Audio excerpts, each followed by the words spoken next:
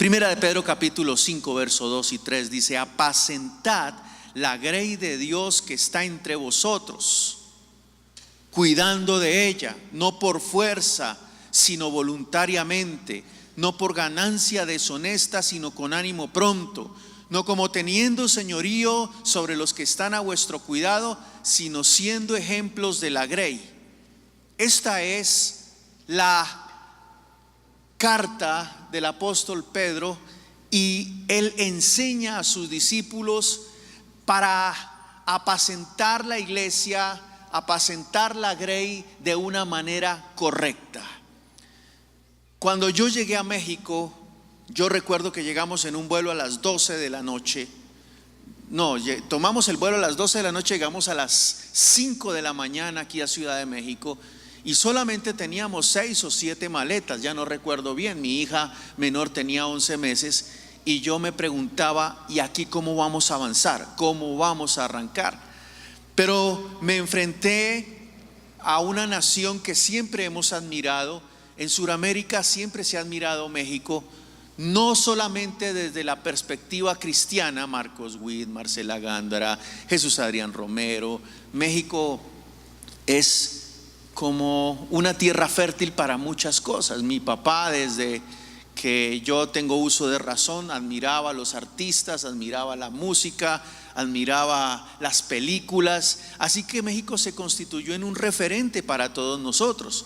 Entonces, cuando a mí me dicen que voy a venir a México, yo me puse tan feliz como el Chavo del Ocho cuando le decían que le iban a regalar una torta de jamón y queso. Él salía y brincaba y decía: ¡Isás! Y agüita de tamarindo. Yo ni conocía la agüita de tamarindo, siempre quería conocer cuál era la agüita de tamarindo que tomaba el Chavo.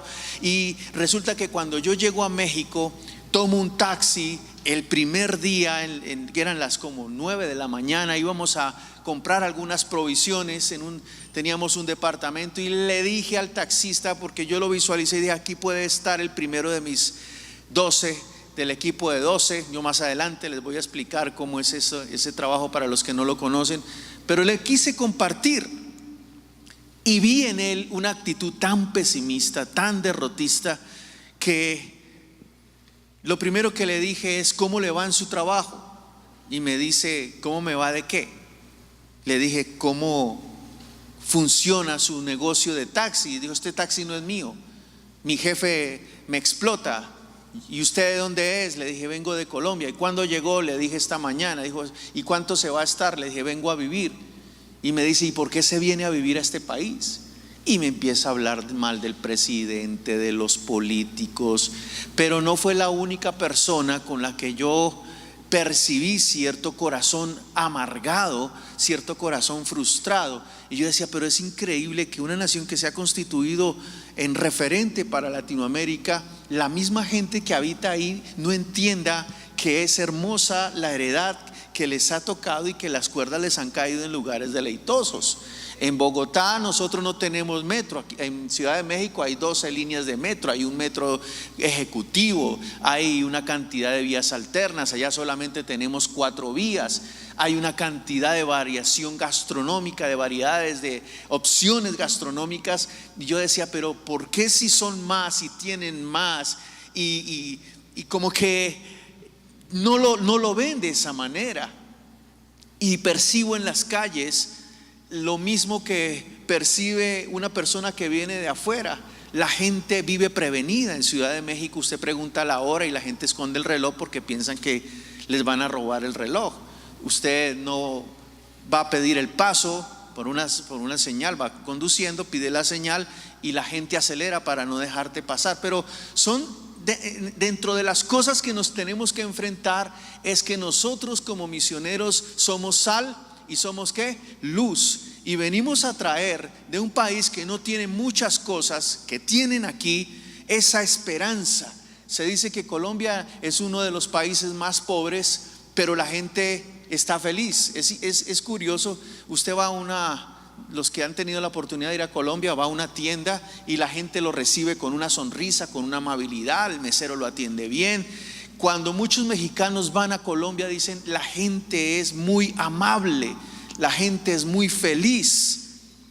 Y es que hemos entendido que el gozo es una actitud y disfrutar de todas las cosas que Dios nos permite disfrutar es un privilegio. Así que dentro de lo que estoy diciendo, el ministerio se debe disfrutar. Las cosas que hacemos para Dios, no se puede perder esa motivación. Yo he recordado personas que dicen que son cristianas y dicen: tengo 25 años en el cristianismo y recuerdo mi primer amor. Es como si le dijera yo a mi esposa: mi amor, yo me acuerdo cuando yo te amaba. ¿Cómo cree que se va a sentir mi esposa si yo le digo: recuerdo cuando yo estaba enamorado de ti? Lo mismo es en el ministerio. Nosotros tenemos que tener algunos fundamentos, principios para garantizar que nuestro ministerio esté alejado de la religiosidad, de tanto vicio que el enemigo quiere camuflar sutilmente. Uno de los peligros más grandes del líder y del pastor es la experiencia. La experiencia trae conocimiento, pero junto con el conocimiento también pueden traer vicios. Así que lo que yo quiero compartir con ustedes, que el ministerio siempre debe ser una vocación y no lo debe ver como un trabajo más, como una chamba, como me decía este amigo. El Señor siempre nos concibe a nosotros como árboles, como plantas.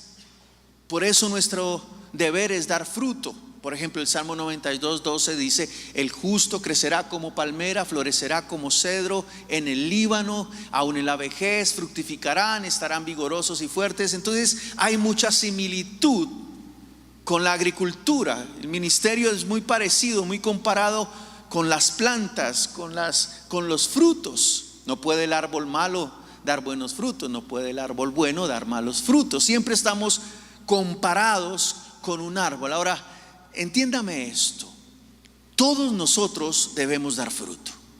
No es que lo entienda, es que lo recuerda. El aguacate se da permanentemente. La mandarina se da una vez al año. Yo tengo discípulos aguacates y discípulos mandarinas. Los discípulos aguacates son los que todo el tiempo están invitando gente, son activos, son apasionados, tienen un espíritu de conquista. Y hay otros que son mandarinas, que son por estaciones, de vez en cuando. Pero sea aguacate o sea mandarina, usted y yo debemos formarlos para que den fruto de acuerdo al ADN por el cual fueron creados. Entonces debemos entender algo o recordarlo. Sabemos que tenemos un llamado, que nuestra labor es formar discípulos no creyentes que le compartían alguna oportunidad a algunos pastores que el Señor Jesucristo invirtió más o menos 20.500 horas en discipular a Pedro, y que la labor de discipulado es exigente, que nosotros tenemos que vivir enfocados. Yo admiro los pastores que tienen una doble función, que tienen un trabajo secular y que también tienen que enfrentar la responsabilidad del ministerio. Los admiro y los respeto, pero van a tener en un momento dado de su vida que escoger en qué van a centrar su mayor esfuerzo. No pueden permanecer con las dos labores. Sí entiendo que hay pastores que tienen que, por ejemplo, el pastor Israel, que nos hace de anfitrión, él es un hombre que tiene un olivo político, un olivo pastoral. Eso no tiene ningún conflicto, pero es simplemente que entienda que el pastorado es una prioridad por encima de cualquier otra labor que podamos desempeñar. El supremo llamamiento es ganar almas, hacer discípulos, agradar a Dios, entendiendo que un día usted y yo nos vamos a presentar delante de Dios. Amén. Ahora, hay algo que le quiero compartir. Si somos comparados como una planta, como un árbol, el árbol tiene raíz. Diga conmigo: raíz. ¿Cuál es la raíz de todo creyente? ¿Cuáles son las raíces de todo ministerio? Son 4. No sé si alcance a hablar de todas, pero las quiero compartir. Para usted ser un árbol frondoso, para que usted pueda dar ese fruto que Dios anhela y que usted anhela para Dios, usted debe tener en cuenta 4 cosas que debe cuidar en la raíz de su ministerio. Los fundamentos: lo primero es el espíritu, lo segundo es el carácter, lo tercero es la estrategia y lo cuarto es la doctrina. Los estoy nombrando en desorden. No quiere decir que porque los nombre así uno es más importante que otro. Todos son importantes. Así que, ¿qué debemos cuidar? El espíritu, la doctrina, el carácter, la estrategia. Voy a hablar de algunos de ellos, porque es importante que usted entienda que el ministerio no es lo que hacemos, sino lo que somos. La carta de presentación de un pastor no es lo que conoce, sino es lo que es para Dios, lo que es para su esposa, para sus hijos y aún para la gente más cercana. Anteriormente nos impresionábamos mucho con los títulos. Yo soy experto en divinidades, yo soy experto en la titulitis. Y no quiero decir que no sea importante, pero el conocimiento es una herramienta, mas no es un propósito como tal. Lo más importante es cuidar el espíritu. ¿Cuál es el espejo de un ministro? El carácter de un ministro. Que usted se mire al espejo, y cuando usted se mire al espejo, ¿a quién ve? A un hombre temeroso, a un hombre doble, a un hombre hipócrita, a un hombre inseguro, o a un hombre de Dios.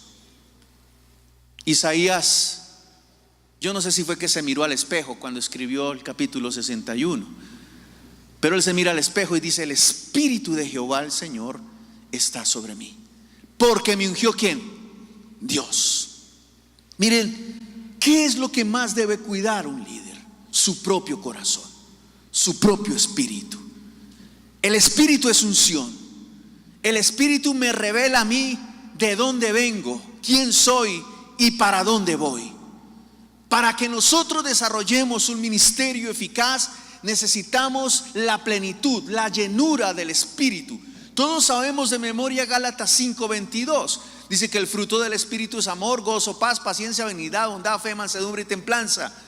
Pero muchas veces se nos escapan algunas de esas virtudes cuando somos confrontados con una realidad, un disgusto, una injusticia, una situación, una circunstancia inesperada. Se necesita y se requiere unción para poder controlar nuestra manera de ser.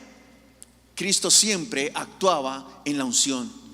Cristo nunca se apartó de la unción, y Cristo tenía el control de todas las circunstancias, porque Él aplicaba a Isaías: el espíritu de Jehová el Señor está sobre mí. No haga nada sin unción, no haga nada sin el espíritu, porque esto no es ni del que corre ni del que quiere, sino del que Dios tiene que misericordia. Y nadie podrá, por más de que se afane, añadir a su estatura un codo. ¿Qué debe cuidar un líder? El espíritu. Me preocupa mucho que en las iglesias modernas estamos utilizando mucho, no estoy en contra de eso, pero estamos utilizando mucho la palabra conferencia y la estamos cambiando por el término mensaje. Yo no quiero ser religioso en esto. Está muy de moda decir el conferencista internacional, pero por encima de cualquier cosa, usted y yo somos pastores, voceros de un Dios vivo. Y a ese Dios vivo nosotros tenemos que demostrarle que somos confiables, y a la gente que nos escucha debemos demostrar que somos canales limpios. El espíritu de Jehová el Señor. Jesús nunca se preocupó porque su iglesia estuviese llena.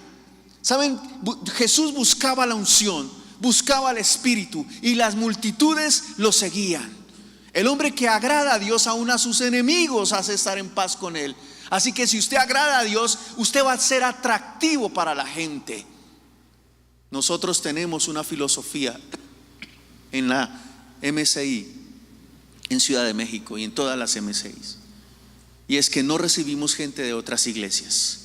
Pero a veces chocamos con esto: pastor, es que yo no voy a mi iglesia hace más de 3 años, porque mi pastor cayó en adulterio, porque el hijo del pastor, cuando salía de la iglesia, lo veíamos en los antros, porque la iglesia se volvió elitista y amaba a los que más diezmaban y despreciaba a los que no tenían que dar.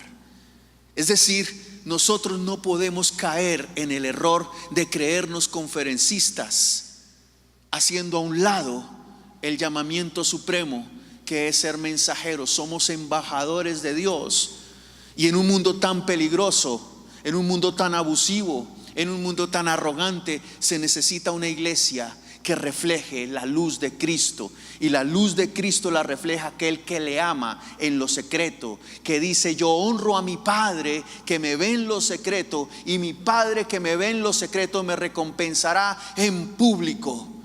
Hacemos campañas de milagros y ¿cuántos se sanan?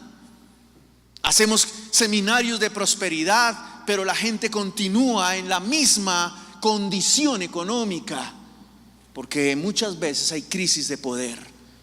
Y se necesita realmente levantar un pastorado de poder.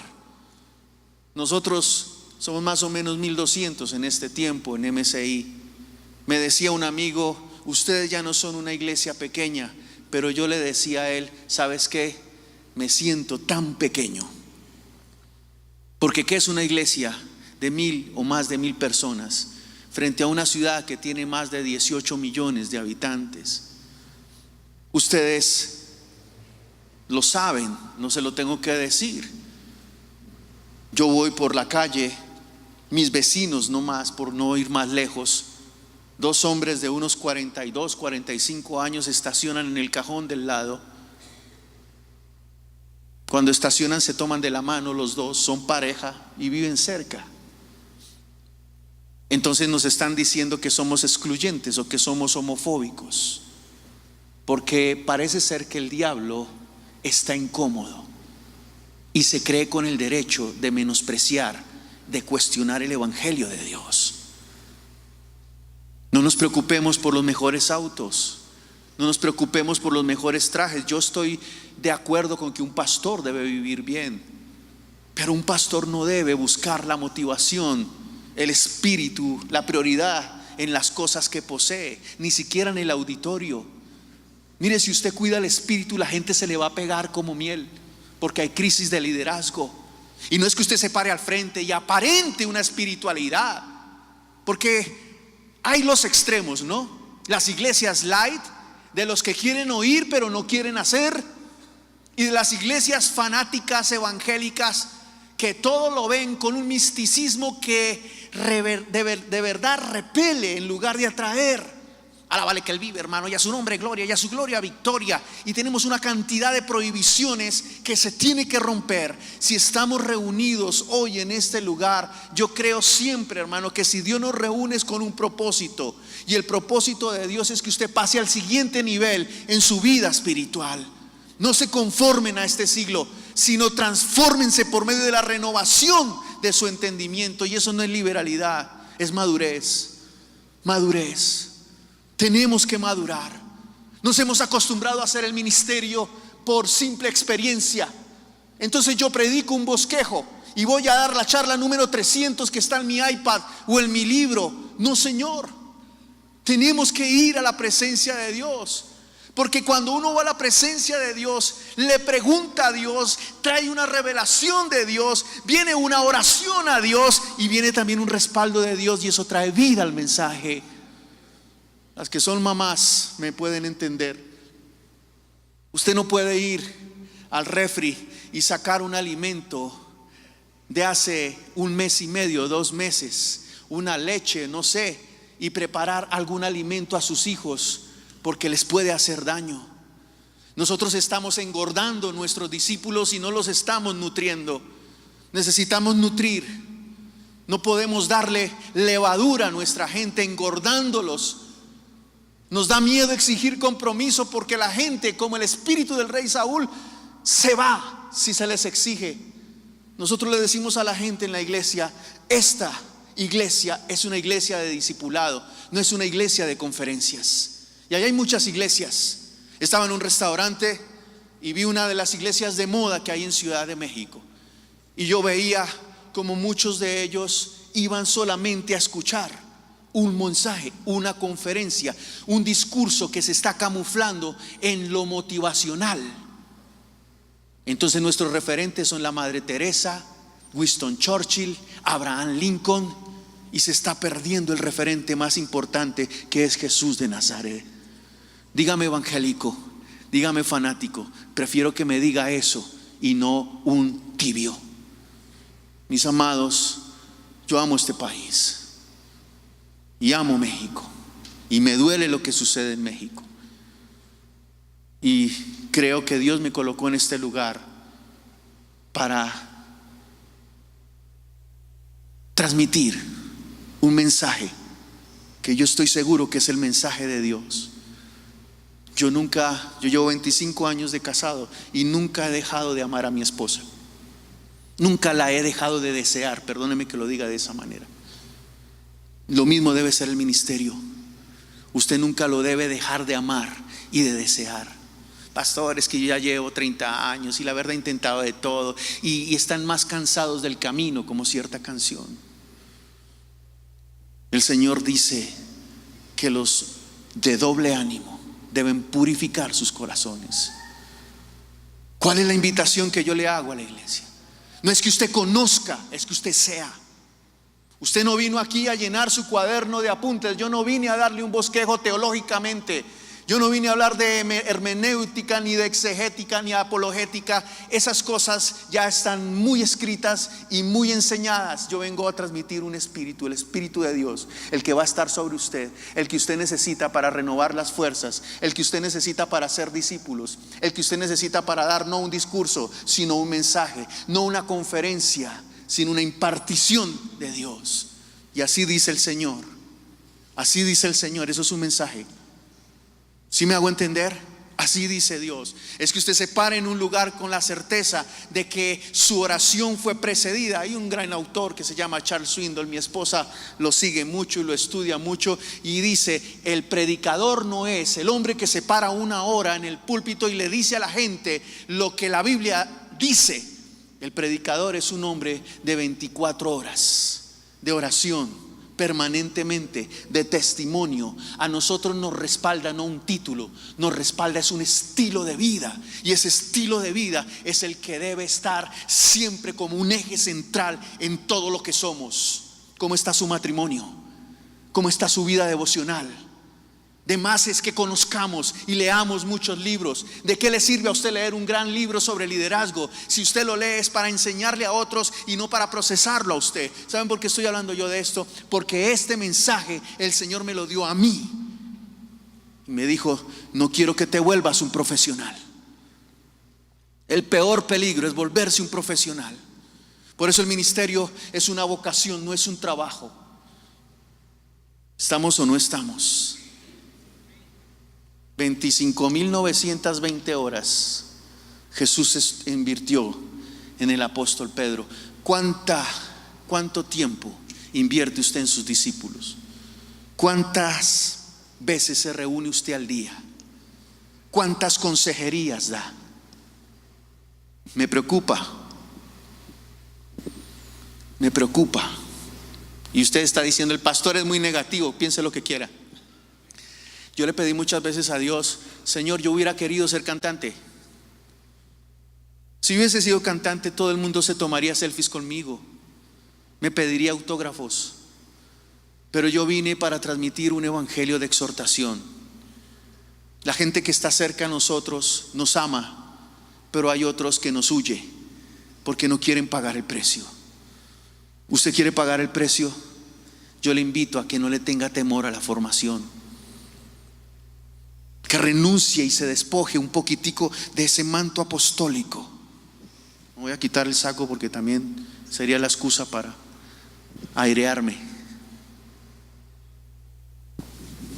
Gracias. Yo sueño que un día este lugar, Pastor Israel, esté lleno de gente, pero no de oidores, sino de hacedores. No nos engañemos. Una vez estaba yo con mi pastor César Castellanos, en un lugar, y vi el lugar lleno, y le dije: pastor, qué bendición ver el lugar lleno. Y dice: mi sueño es verlo lleno, pero de discípulos. El Señor le dice a sus discípulos delante de la multitud: si alguno quiere venir en pos de mí, niéguese a sí mismo, tome su cruz y sígame. Eso era un espíritu.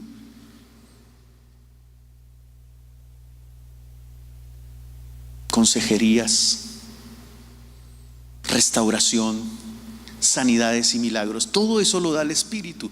El Espíritu nos da el poder, el Espíritu nos da la actitud, la pasión. No nos preocupemos por el aforo, por las finanzas, por el impacto visual. Preocupémonos por la transformación espiritual. ¿A cuánto les gusta la música? A mí me encanta la música. Tengo una niña de 7 años y ahora me volvió como rap, ¿no? Que le encanta la música y todo el tiempo está escuchando. A mí me encanta la música, y más esa música que uno le sorprende cuando es nueva. Qué canción tan bonita, qué armonía, qué composición, qué instrumentos, qué coros, wow, qué voces. Pero cuando tú la escuchas todo el tiempo, la misma canción, ¿qué pasa? Se va perdiendo la novedad, el atractivo. Lo mismo es el ministerio.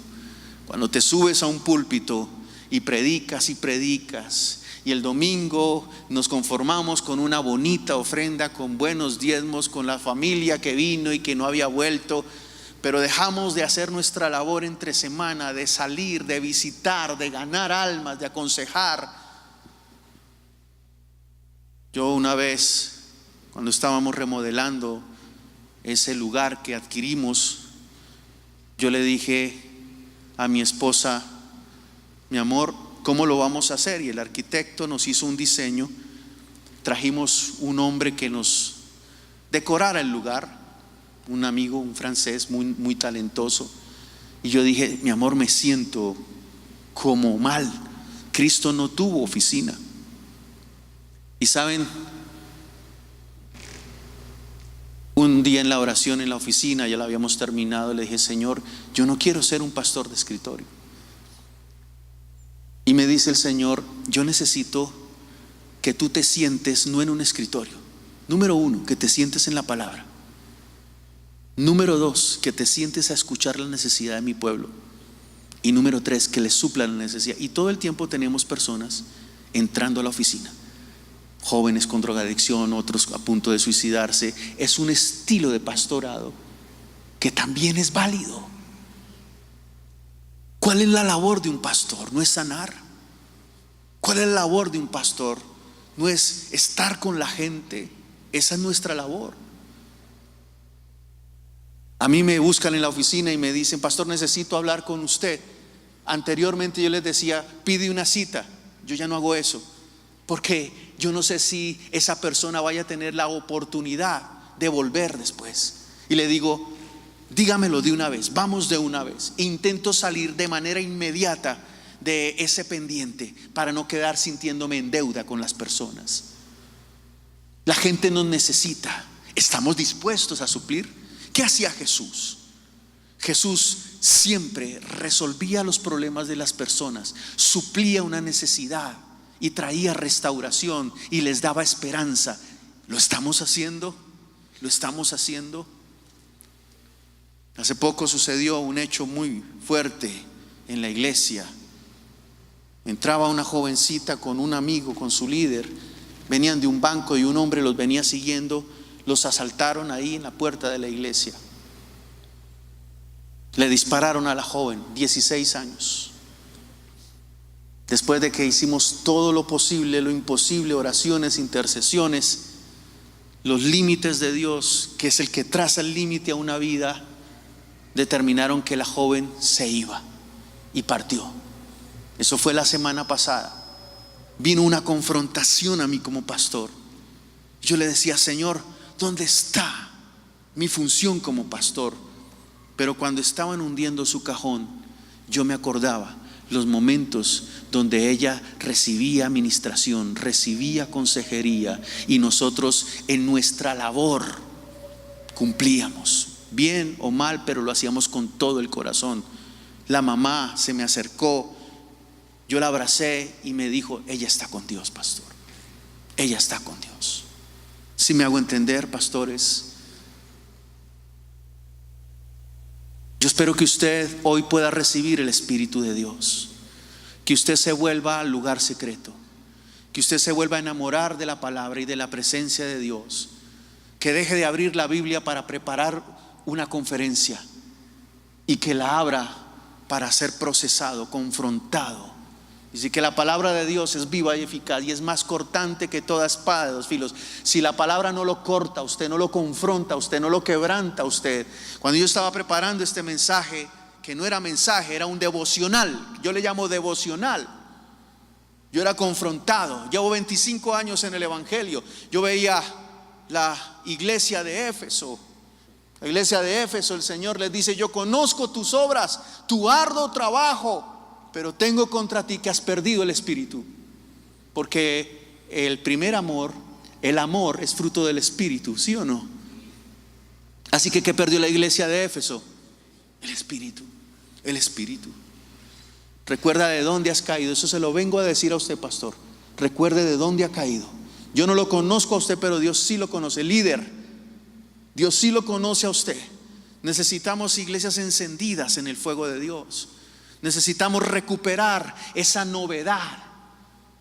Dice un gran escritor, uno de los grandes directores de una universidad teológica, dice que se perdió lo novedoso, que nos hemos más embelesado, seducido por la hermenéutica, por el griego, por el hebreo, por el arameo, más que por los perdidos de Jesucristo.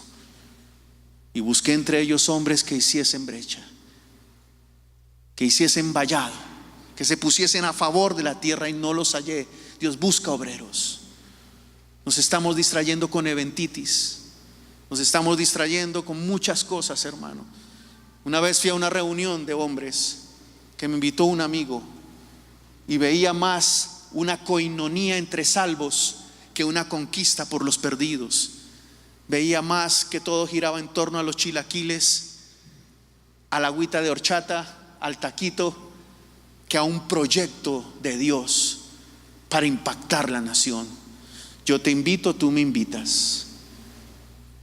Yo voy a tus eventos, tú vienes a mis eventos. Eso no es lo que Dios quiere. Recibiréis poder cuando haya venido sobre vosotros, ¿quién? El Espíritu Santo. Y también dice: y me seréis testigos.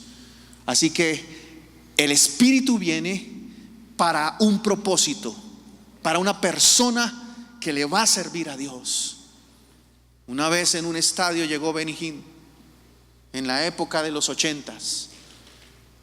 Recuerdo que yo estaba en una de las últimas graderías.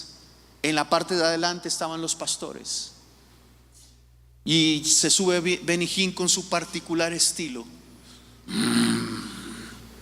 Así. Aleluya. Y eso caía la gloria de Dios. Y preguntó: ¿cuántos quieren la unción? Y medio estadio levantó la mano y preguntó: ¿para qué la quieren? ¿Para qué la quieren? ¿Por qué hay crisis de poder?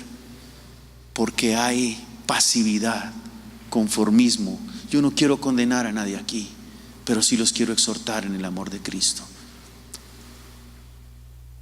Nosotros hemos salido a las calles, hemos predicado la palabra. Mis hijos casi los asaltan.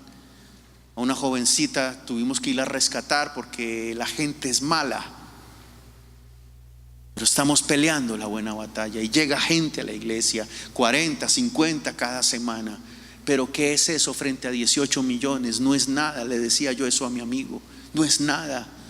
¿Qué es una iglesia de 20,000 en Ciudad de México frente a 18? No es nada. Yo entendí que una iglesia que realmente influye sobre una ciudad es aquella que por lo menos tiene el 10% de su población. Hay un pastor en una iglesia de provincia en Colombia, tiene 10,000 habitantes esa provincia, pero su iglesia supera las 3,000 personas. Y yo digo: este hombre es más influyente que cualquier otro, porque ha logrado por lo menos el 30%. Así que, mis amados líderes, el espíritu es importante, no lo descuide. Honra a tu Padre que ve en lo secreto, y tu Padre que ve en lo secreto te recompensará en público. Dios honra a los que le honran. Es decir, yo me he sentado con pastores que tienen problemas espirituales muy fuertes y aún así pretenden avanzar en la conquista de una nación. Problemas espirituales como que no oran. Pastores, líderes de años. ¿Cuánto es tu vida de oración? 10 minutos, 15 minutos, media hora. No habéis podido orar una hora, por lo menos, dice el Señor a sus discípulos. ¿Cuál es el contacto que tenemos con la palabra? Esto es trillado decirlo, pero hay que decirlo las veces que sean necesarias para que el espíritu de la palabra vuelva a vivir en nuestros corazones. Nosotros somos hombres y mujeres de lo secreto, porque si honramos a nuestro Padre que ve en lo secreto, las multitudes van a venir, las finanzas van a venir. Yo nunca me he preocupado por dinero, nunca. Pagamos unas rentas muy altas, tenemos un staff de empleados de más o menos 10 personas. México es muy caro y usted lo sabe, pero tenemos un Dios que todo lo ve y todo lo puede. Y si lo honramos a Él, Él se ocupará de nuestras necesidades. Busque primeramente el reino de Dios y su justicia, y su vivienda, su auditorio, su salud, vendrá la bendición por añadidura. Lo segundo es el carácter, y con esto termino porque no alcanzo a hablar de los demás. Quería hablar de la estrategia, pero voy a hablar del carácter. No sé cuál ha sido el mayor desafío que usted tenga en su vida. ¿Cuál ha sido el reto más grande que usted haya enfrentado? Pero le voy a decir algo y sé que va a estar de acuerdo conmigo. No hay desafío más grande para un líder ni para un pastor que pastorearse a sí mismo.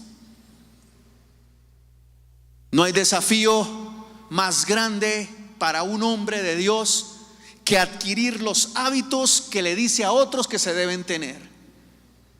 Tú que enseñas a otro que no se ha de hurtar, hurtas, dice el Señor. Así que la vida de una persona que dice que tiene una vocación de ministerio debe estar regida por disciplinas espirituales desde que se levanta hasta que se acuesta. Lo que dice, con quién lo dice, cómo lo dice. Disciplinas. La manera como trata a su esposa, la manera como habla en su casa, el tiempo que le invierte a sus hijos, que entre otras es importante que hoy podamos tener un tema, si me lo permite el Señor, de familia.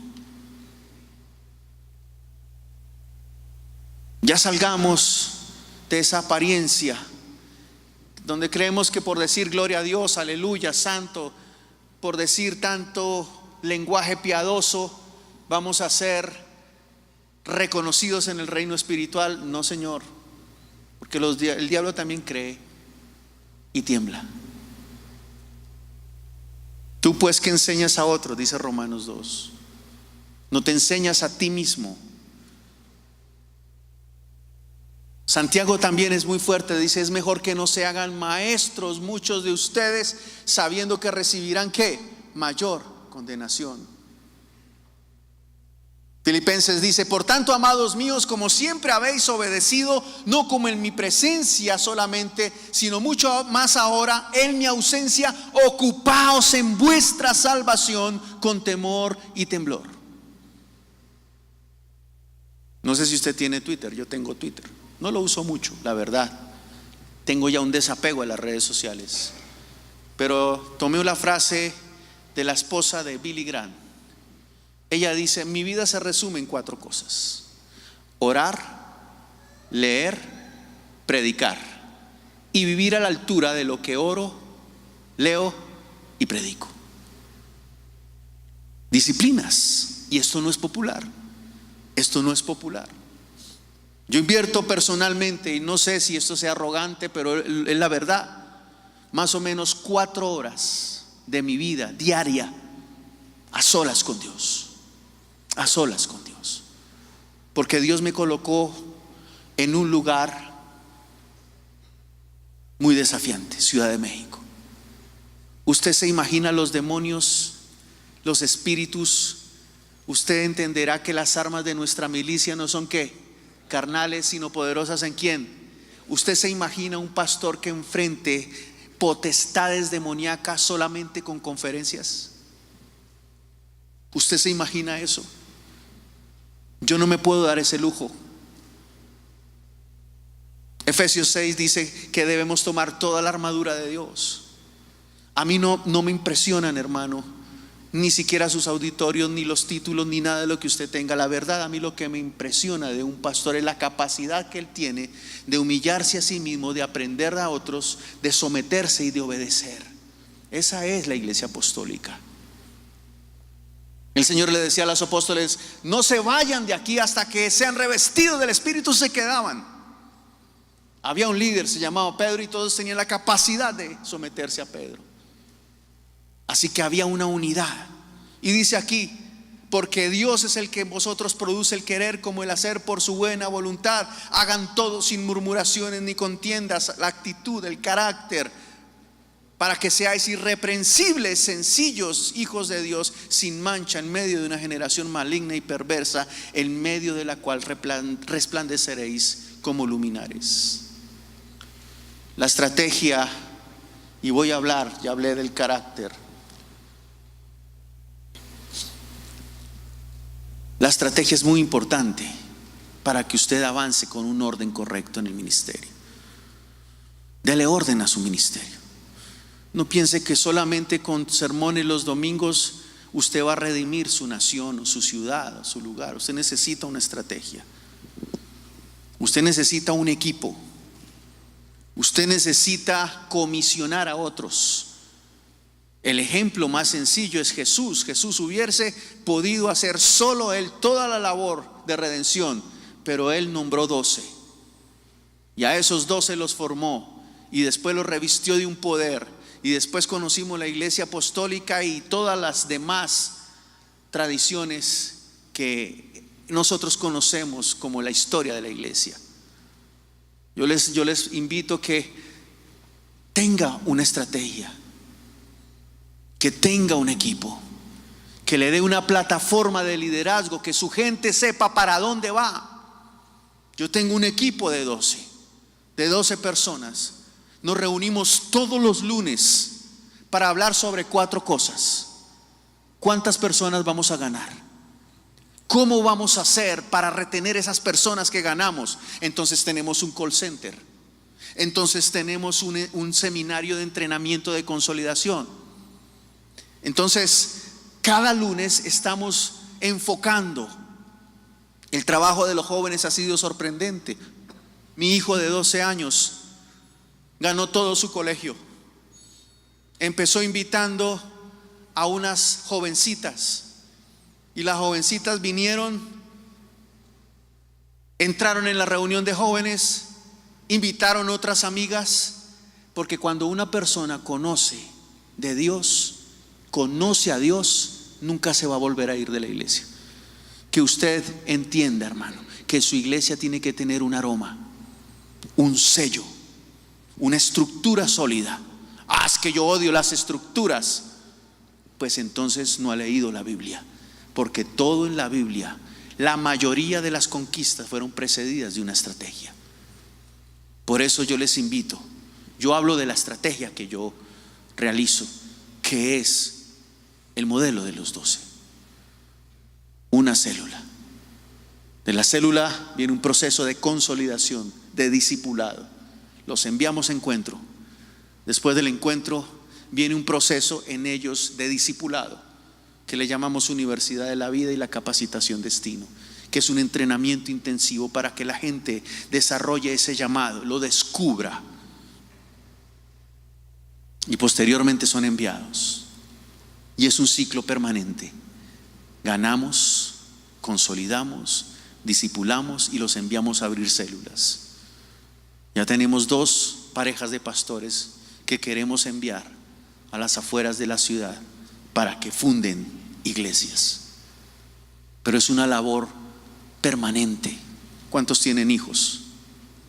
Usted que tiene hijos sabe que la labor del discipulado es tan intensa como la labor de ser papá.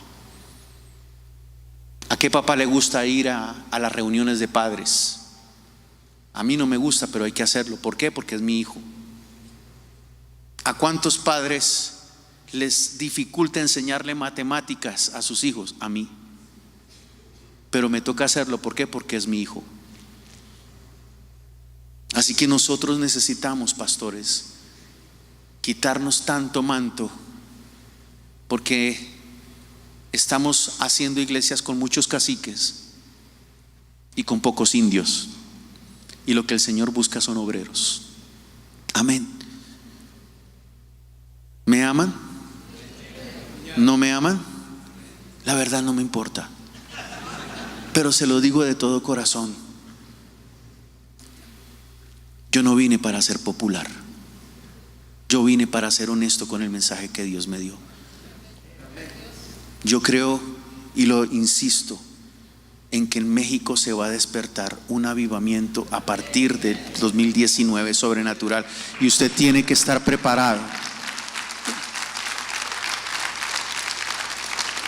Colóquese de pie, por favor. Yo quiero orar por el espíritu de Isaías capítulo 61.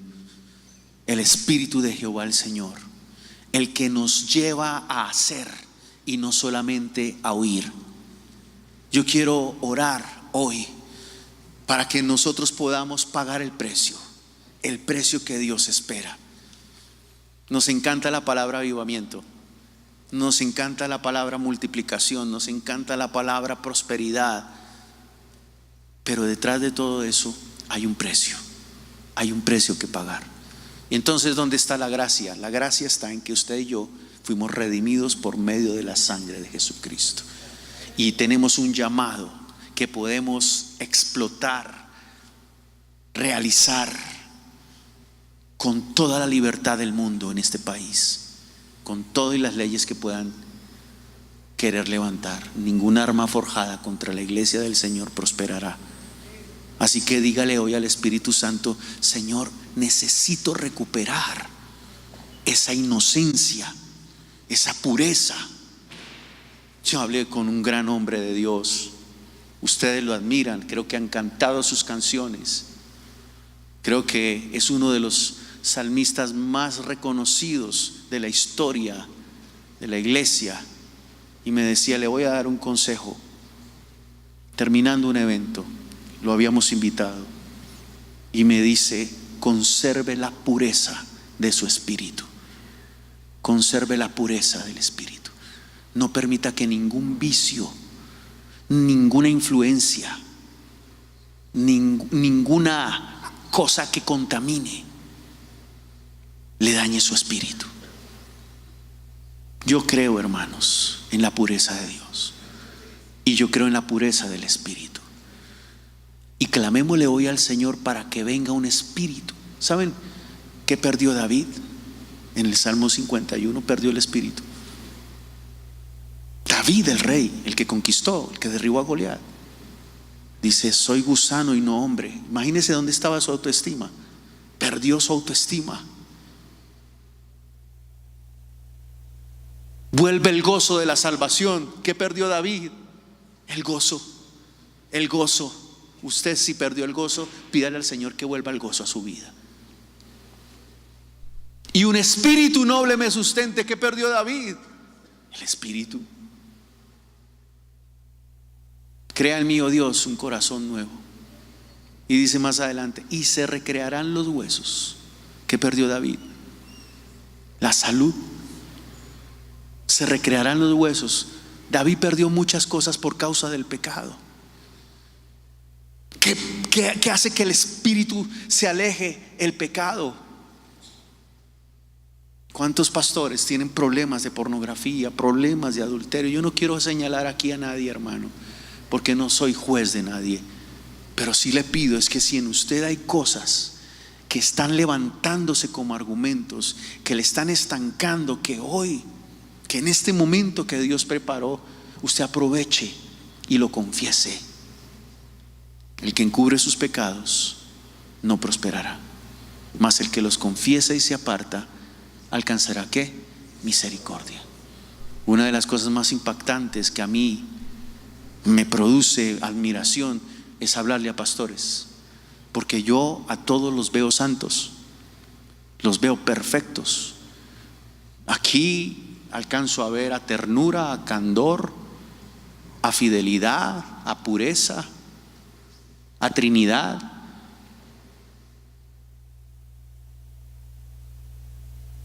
Pero realmente, ¿cuál es el espíritu que está soportando nuestro ministerio?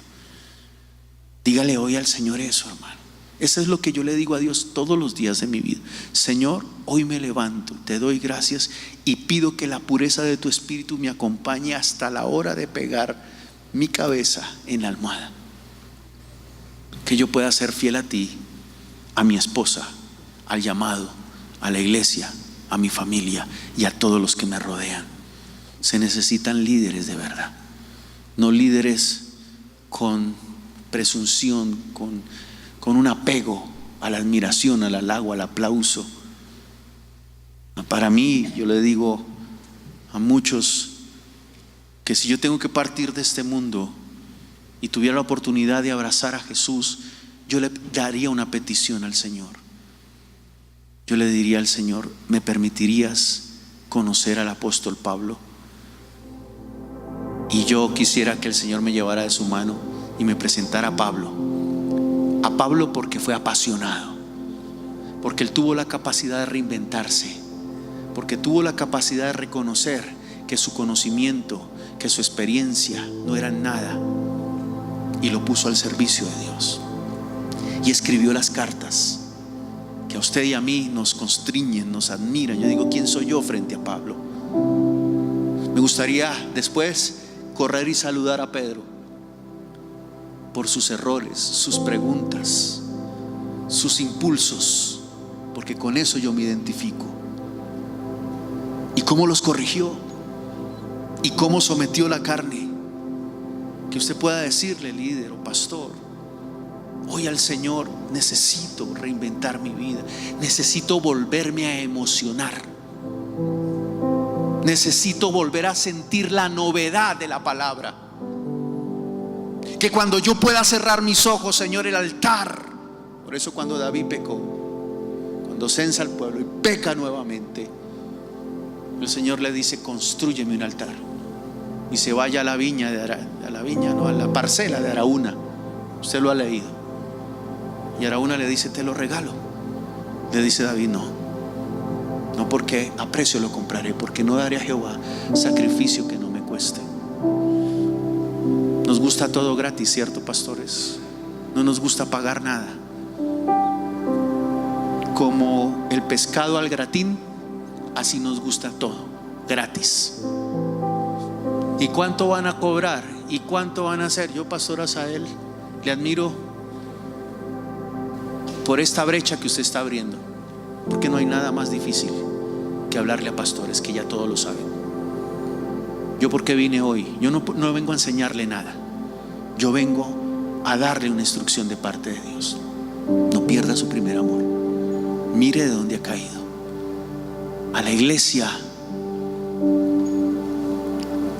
no la conquista un bonito auditorio. La iglesia debe conquistar a una sociedad enferma. No se dejen distraer. ¿Cómo ora? No me importa. Le importa a usted y a Dios. ¿Dónde ora? No me importa, pero a usted y a Dios sí les debe importar. ¿Qué ora? ¿Cuánto lee? Cosas tan sencillas como esas. Si usted hace solamente eso, su iglesia va a crecer de manera desbordada, hermano. Cuando murió la chica, yo me fui desplomado, confundido, porque tuve que vivir en la terapia intensiva, choques cardíacos, y yo oraba por resurrección. Y yo me fui después al cuarto y le dije: Señor, ¿dónde está el poder tuyo en mi vida? Me fui confrontado. Me arrodillé y le dije: Señor, si yo no soy la persona con el poder suficiente para salvar vidas, resucitar muertos, ¿para qué estoy acá? Yo no quiero vivir en un avión para dar conferencias. Yo quiero ser instrumento en tus manos, ser útil para ti. No quiero salir en el enlace. Bueno, si algún día el Señor lo tiene, pero no es mi propósito. No quiero escribir libros. Yo quiero presentarle a Dios el fruto de un corazón arrepentido, la sencillez, la pureza de Dios. Dígale hoy al Señor: necesito recuperar mi vida, Señor. Si lo quiere hacer, si sabe que lo necesita, levante sus manos. Si usted lo sabe, dígale al Señor: Padre, necesito recuperar.